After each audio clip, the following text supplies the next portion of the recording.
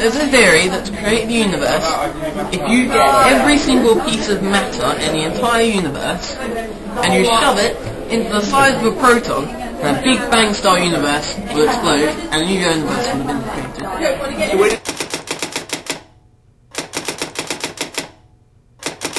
Gravity is the influence of space-time. If this is a mass, then the bentness around here is gravity, and if you were to put a marble in there...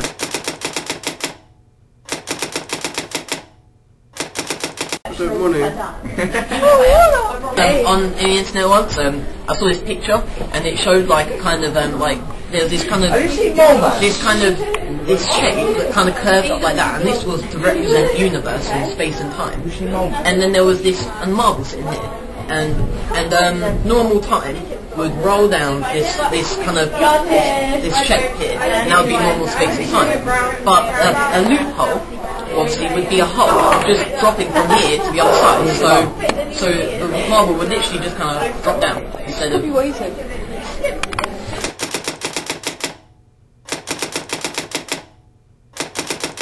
Well, that's a good question, and it's quite a long... it deserves a good answer.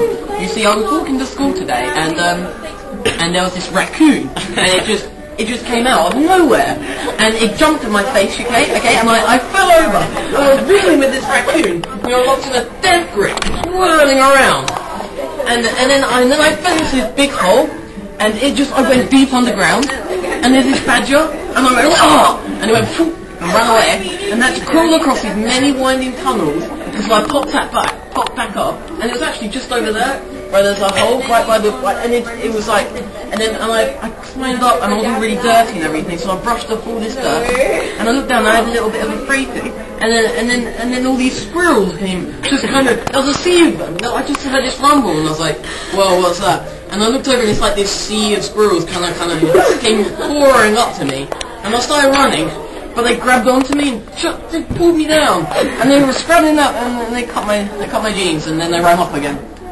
And that's it.